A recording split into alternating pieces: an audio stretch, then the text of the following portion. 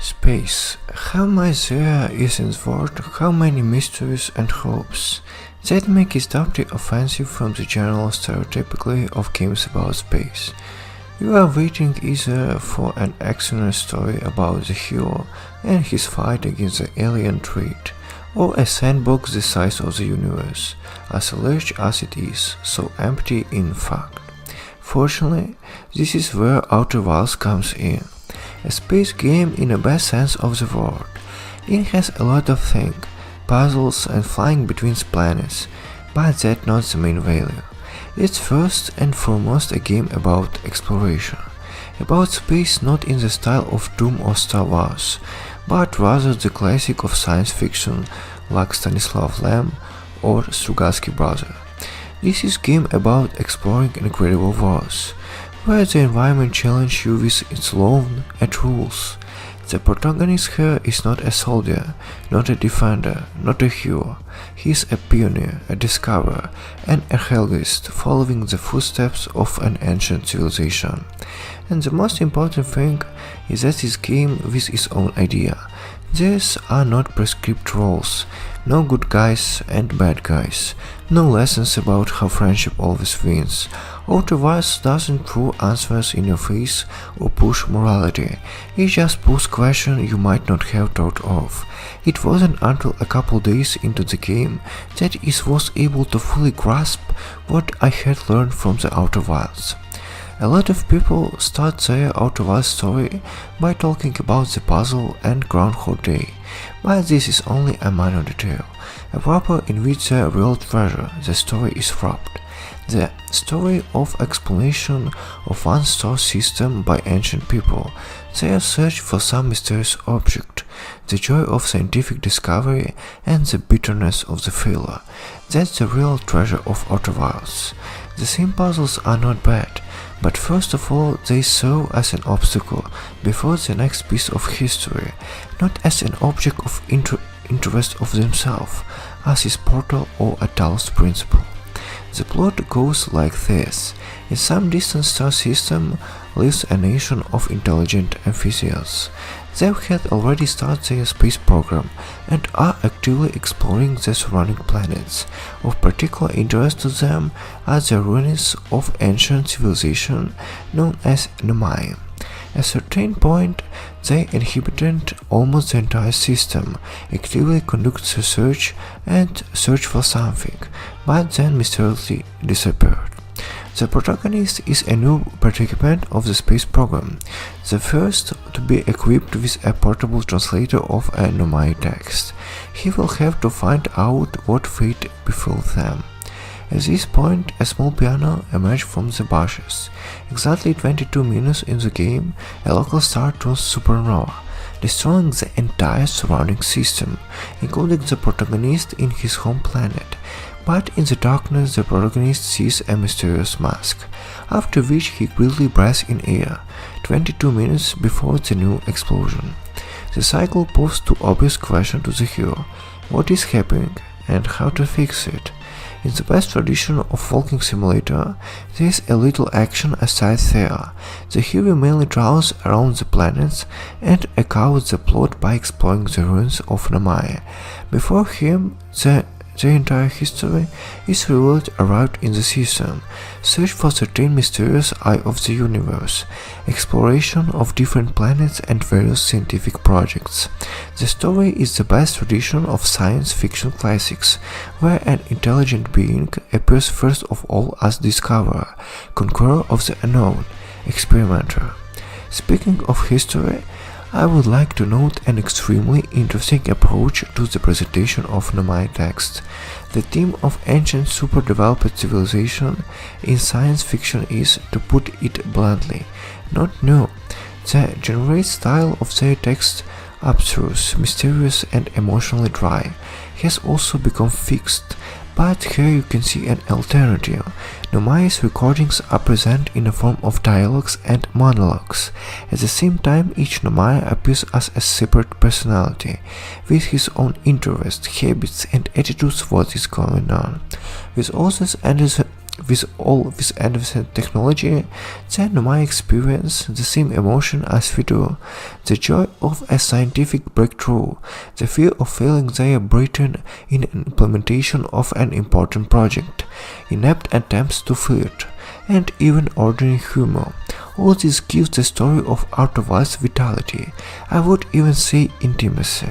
For all its cosmic scale, it remains deeply personal and emotional, without descending into the boundless pathos so typical of action fiction. Having dealt with a stuffing in the form of plot, let's move on the wrapper. The puzzle. The solar system in Outer Worlds consists of 5 planets. Each of them is a mystery in itself, which you will have to study, solve, and tune to your adventure. On one of the planets, giant tornadoes are raging, capable of throwing entire islands into the atmosphere, but having received certain information, you can use them to get closer to the place you need. Another planet is almost completely destroyed by giant space weed. In the core, it is strange thing happening. Space is warped, signals are duplicated, and the fox has strange silhouettes. But if you read the right notes and think with your head, you will learn to navigate freely inside and avoid dangers. And so it's with each planet. Each has its own teasing laws and rules, which once thought will make the game easier to play. The 22-minute Groundhog Days play an important role in the exploration. During its cycle, the system does not stand still, but repeats a certain scenario time after time. For example, there are 2 twin planets orbiting near a star itself. They are also so close that sand flows from one to the other, like an hourglass. As a result, at the beginning of each cycle, one of the planets is completely open for exploration, but over time its caves fill with sand, threatening to fall asleep and leave a careless traveler without oxygen. The other, on the other hand, is completely smooth and empty, but over time the sand escapes, revealing previously buried buildings for exploration. The time factor forces the player to plan his action carefully. Certain locations are available only at certain times, and the overall cycle length is tight. If you don't manage to explore the location within the allotted time, you will have to come back again. However, this detail has 2 sides. First, it's quite exciting because the game forces you to carefully plan your action for at least a cycle ahead. On the other hand, the developers add the time rewind much later than my playthrough, and so you can restart the cycle extremely late. And even in the latest version, you can easily get frustrated if you are not given some technically difficult action. After each failure, you have to spend at least a couple of minutes just to get to the place of the attempt. There are planets and other celestial bodies in the game.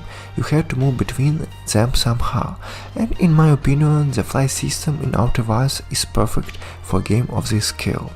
On the one hand, it's quite detailed.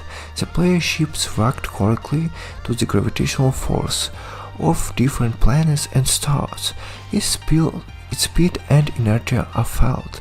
Planets and other objects rotate around the star and around their axis, which makes the task of approaching and landing non-trivial. A person interested in the topic will be pleasantly surprised and will find a couple of interesting challenges. On the other hand, the simulator is fascinating just enough for a average player to understand it without problems. This is facilitated by the rather weak attraction of planets, the lack of fuel management, and the convenient tool for stabilizing the ship in space. This is not a Kerbal Space Program at all, where launching a rocket to the moon in dozens of failed attempts and the reason for a new crinkle in your brain. The flights here are accomplished just enough so you don't relax, but at the same time you don't burn your chair. Usually I bypass the question of control conveniences, but this game rattled my nerves with its control scheme. I will warn you at once, if you have a change, play a gamepad. The game was obviously designed for it. When playing on a keyboard, you can feel this moment the developers did it after a while, but words to shake the air. Let's go to example. Here you are, for example, walking on the ground.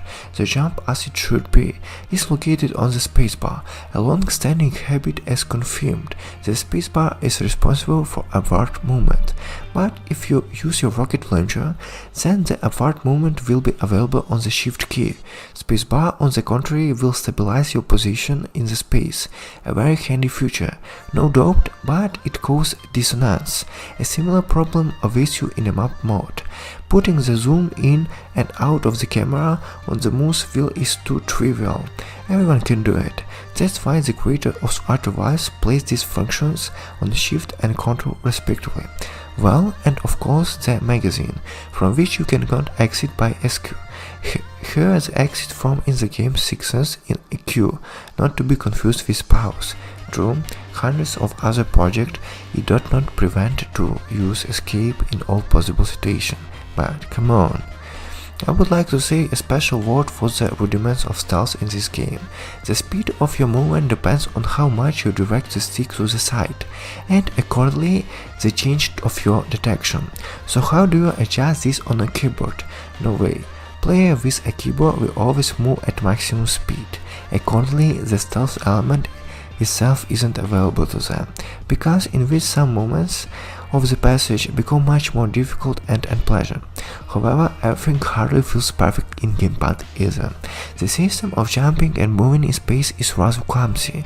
You are waiting for dozens of missed platforms, banging your head off the rocks, during the jumps, and other fun problems. Unfortunately, Outer Wilds ignores the fact that it's a bad platformer and often tries to prove itself on this field. The visual component of the game is quite simple and devoid of frills. It is noticeable that the developers didn't have a very big budget. However, there is nothing tense and results in it. Object of cosmic scales like stars looks amazing. However, as this level of detail and graphics could have been optimized and better. I understand the creators very concentrating on the other thing, but in terms of graphics this project minds the games of 7-8 years ago, while not sharing their speed of operation. For me, Outer Wilds is the third favorite. Yes, it's far from the prettiest, most technology advanced tricked out and doesn't require 10 hours of complete and close all the activities and points of interest, but she is, like the protagonist, somewhere of Trailblazer.